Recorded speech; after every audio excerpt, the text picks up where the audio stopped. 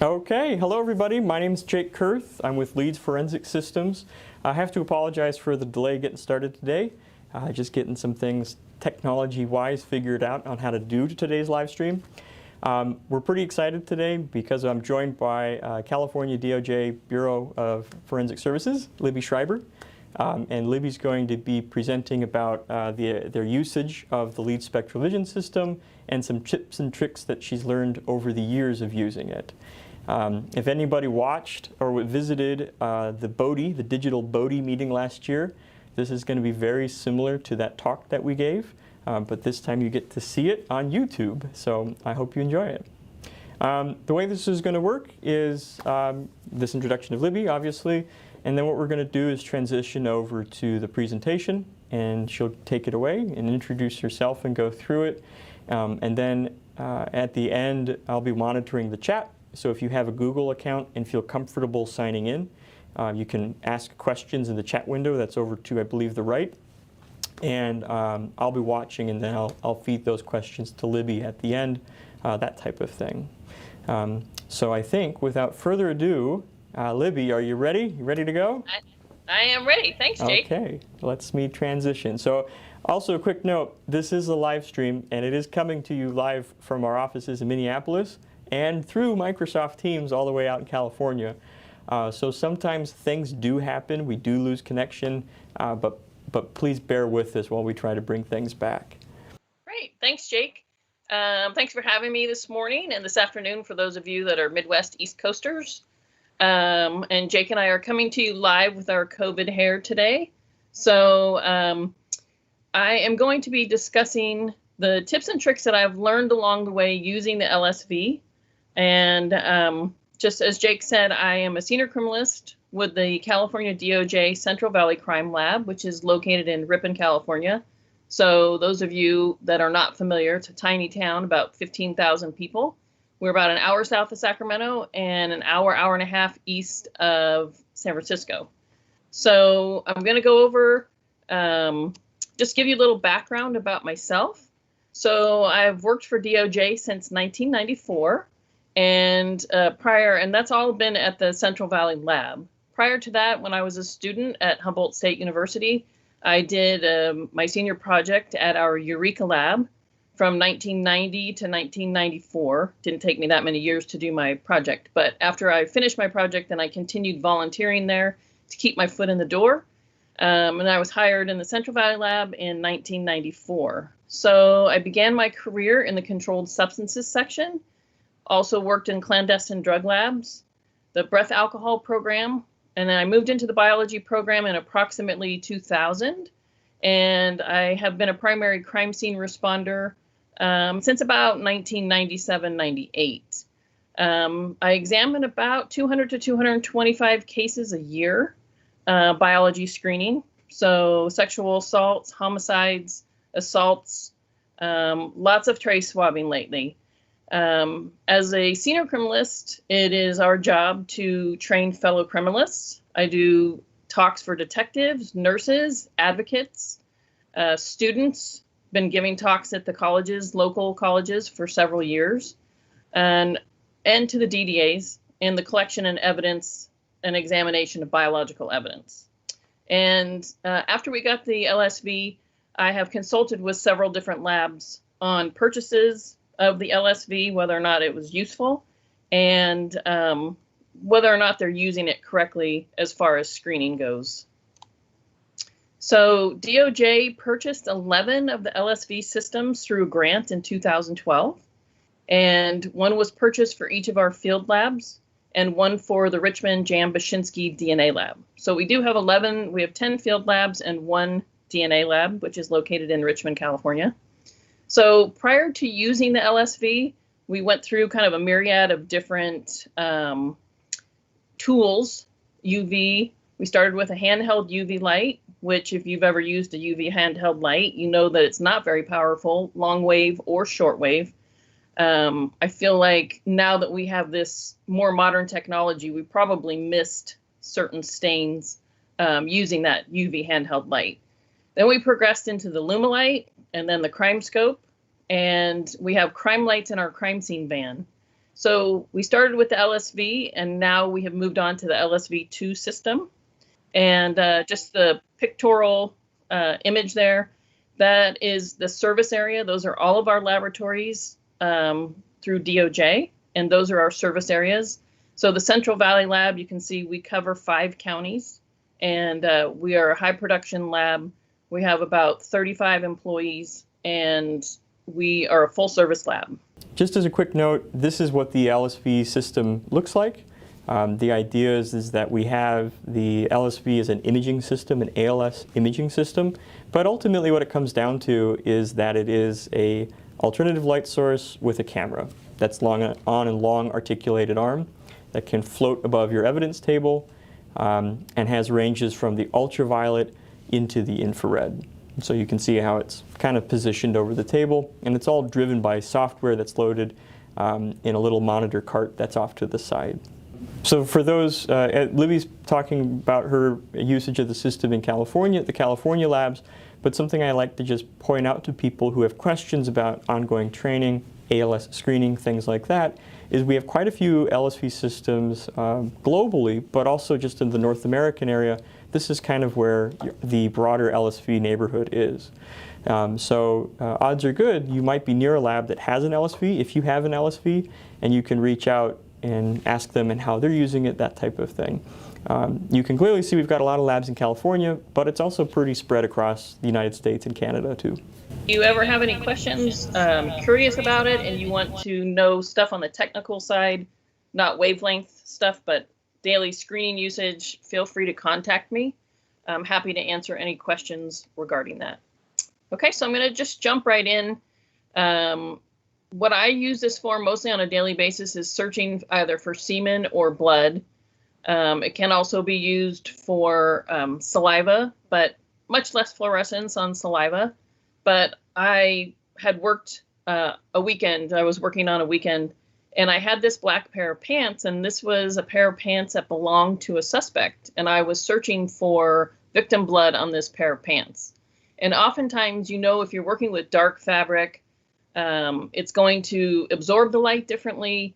You know, when you're working for blood, you know, you can't always just visualize it so easily. So in this particular case, these were all the stuff that looks kind of gray on the screen. Those were just dirt stains. But what I typically do is I will use a flashlight and do some oblique lighting to see if I can see anything. Just right off the bat. And so what I did was I brought the pants into the exam room where we have our LSV, and I put it under IR and IR. And this is what it looked like after I got the pants in there. So this is the front of the suspect's pants. One thing that I must say about Leeds is that they're very receptive to ideas. You know, I was always trying to figure out how to get the LSV head to raise and lower without having to walk around the cart that the computer sits on or the screen sits on. And I said, can we try to implement a foot pedal? Well, lo and behold, they had already had foot pedals, so they sent me one. So super useful.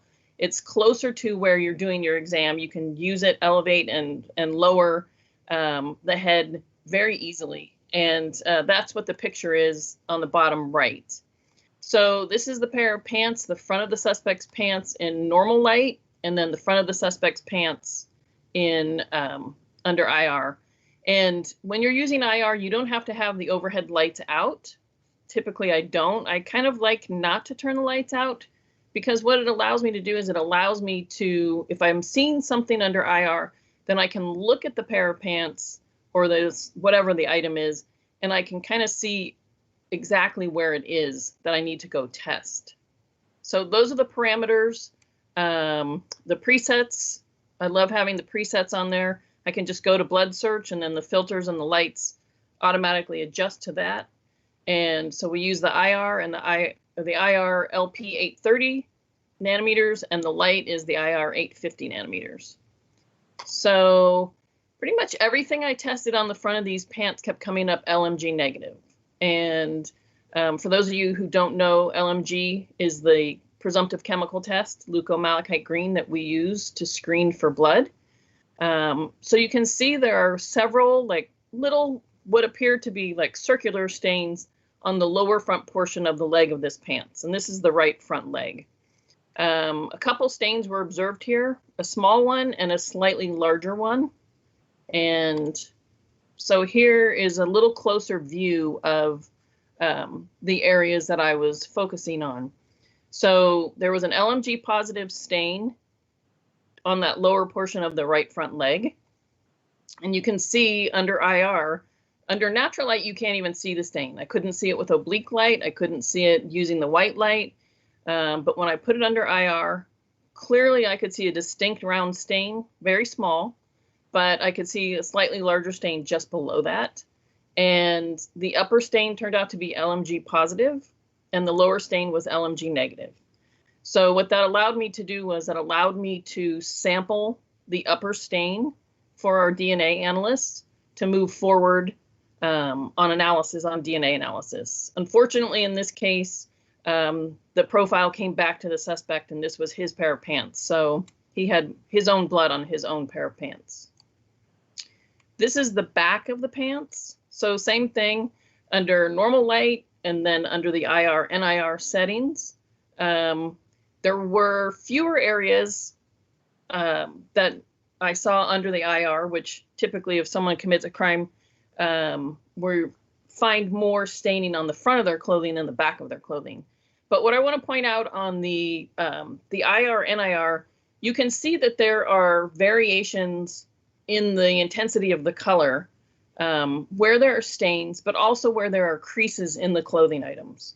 So in this case, if you smooth out the areas where you're seeing darker discoloration, that may disappear once you smooth it out. It's just one of the byproducts of using the IR, NIR on rumply clothing. And I was just working last Friday on a pair of suede boots that were from a 1986 case. And there were stains that were on the top of the boots that were previously tested in 1986. And I was not getting them to react to my LMG. But on the upper portion of the uppers of the boots, they were kind of the soft suede that would fold down. They wouldn't stand up on their own. And I found some additional blood stains that were on that portion of the boots.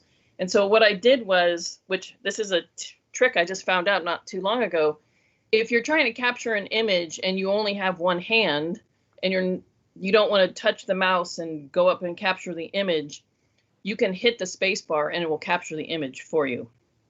So in the case of the boots, I couldn't get a good picture with the boots ruffled. So what I did was I smoothed out the boots with my left hand, and I was able to just hit the space bar with my right hand and capture the images, which turned out to work really well.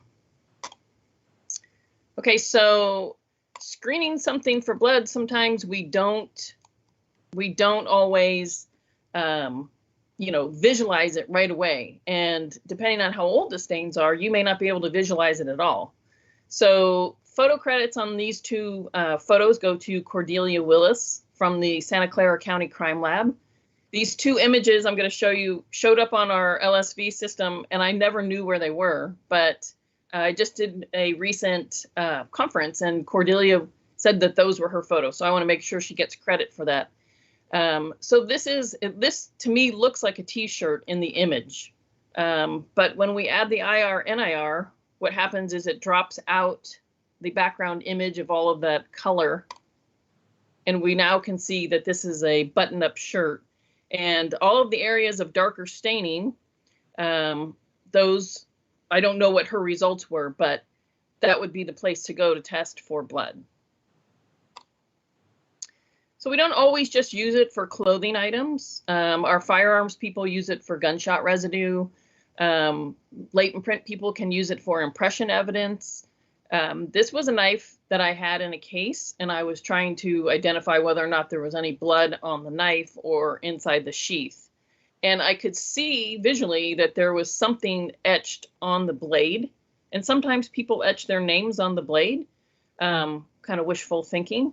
But I was able to use different light filter combinations very quickly Didn't have to change goggles because I can look at the computer screen and visualize immediately the different light filter combinations. And I was able to capture this image. So this was actually a fishing fillet knife, and the brand was J. Martini Finland brand fillet knife. So this was under the LSV using red filter and UV. So if you don't see something right away, just go through the different filter light combinations. But once you figure out with semen testing and with blood testing, once you get the 2 filter light combinations, the best one, you can just save that as a preset. And then you don't have to go back through, and no matter what the person before you was using, you can just go to your preset and have it bring up the right light filter combination that you prefer to use. Okay, so searching for semen stains. This is also one of our presets.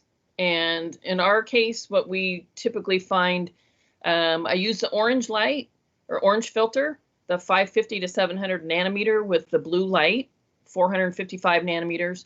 Sometimes if you have the Victoria's Secret underwear or some of the underwear that has the fluorescent threads, sometimes the blue 455 is a little too strong.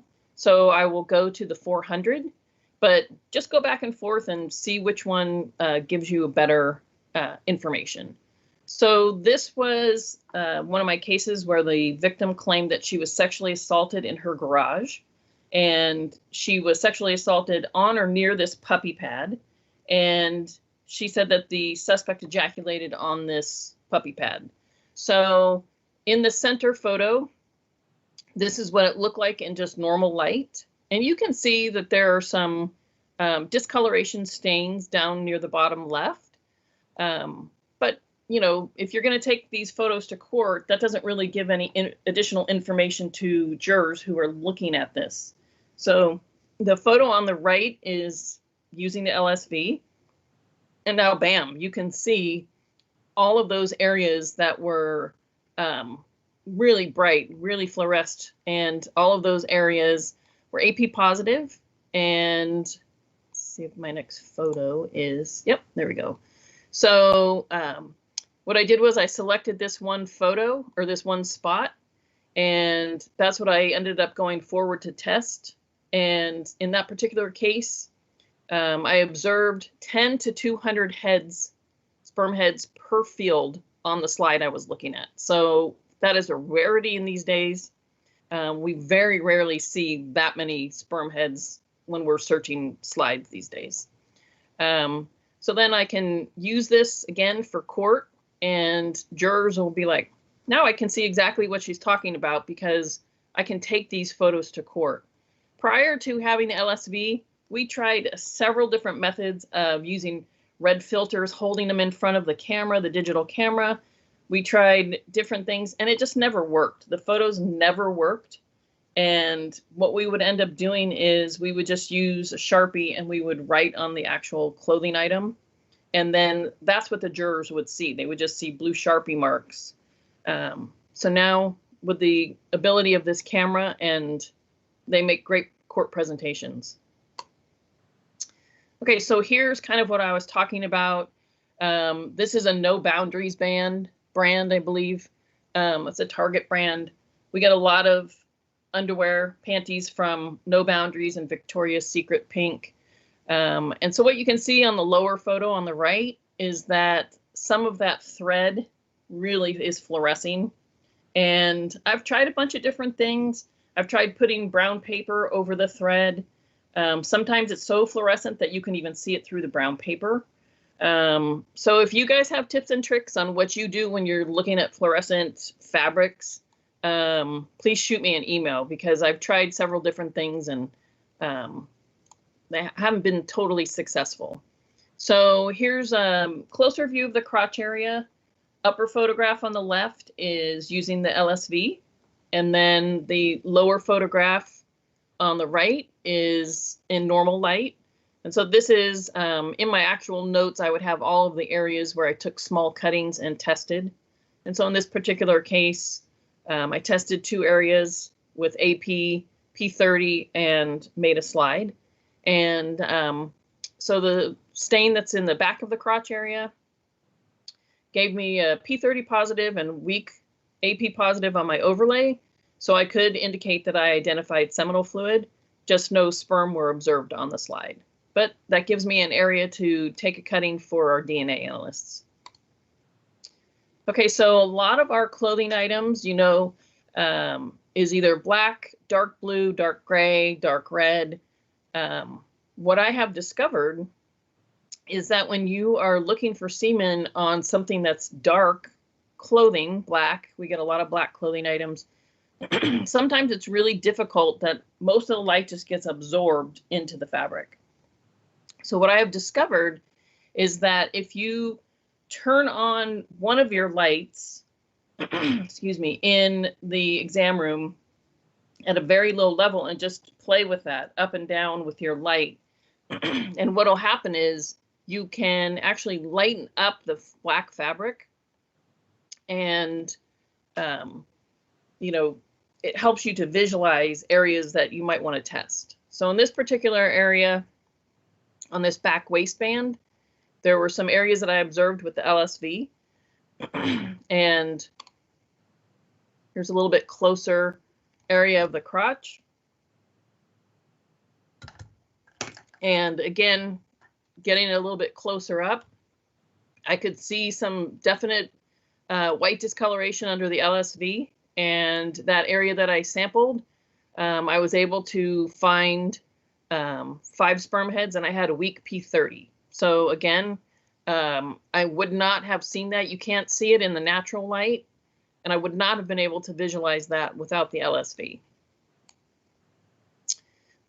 So what we've been working on, there's some new product that's out called STK Sperm Tracker. And for those of you that do overlays of clothing items, you know that it's difficult when you moisten your filter paper and you put it down and you outline your item that you're examining.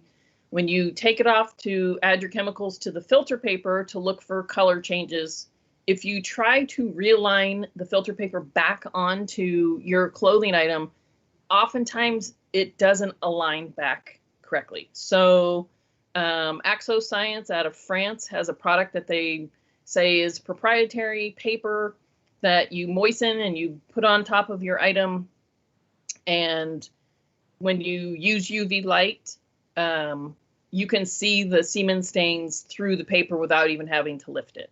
So they also have a spray. And so what I wanted to do was I wanted to compare the LSV light filter combination. So I did clear and UV on the bottom, and the upper is just our normal semen search.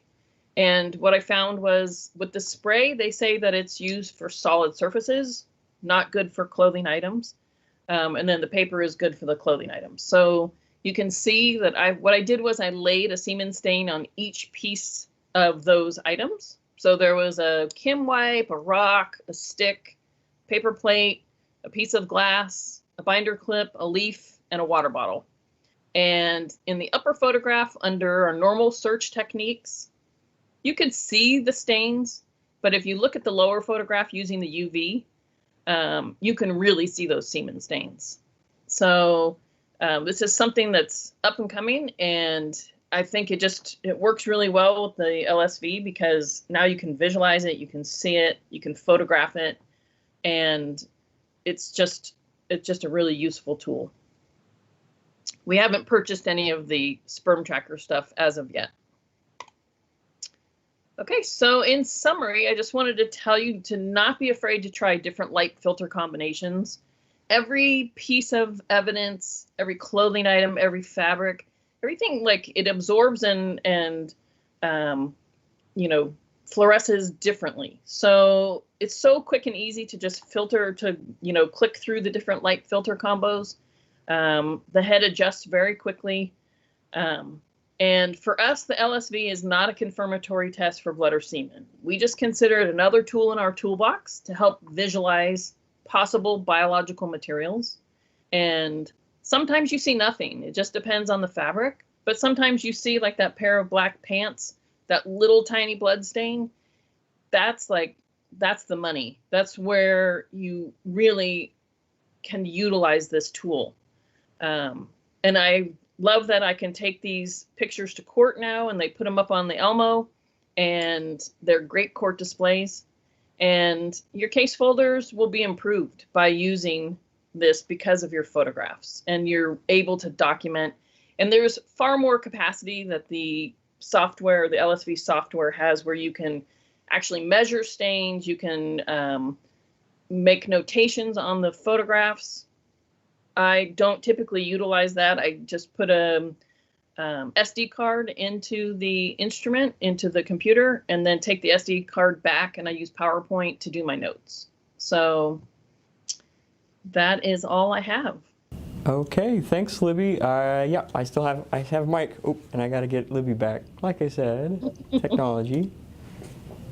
Okay, so yeah, thank you, Libby. Thanks for the presentation. Welcome. Hopefully people are able to, people who have been watching it are able to get some information that helps them with ALS screening if they have LSV systems, and even if they don't have LSV systems. I think a lot of what you've talked about, Libby, is very applicable to ALS screening as a whole. So I'm going to see if we have any questions. I didn't see any come in the chat while Libby was presenting. We have about a 50-second delay, so you never know. But I don't see anything, so I think we're pretty good. So again, Libby, thank you. You're welcome. Thanks for having me, Jake. And to everybody else who's watching, thanks for your time. If you like this video, please feel free to watch it again, take anything you can from it. As always, please feel free to email me at jkurth@leedsmicro.com.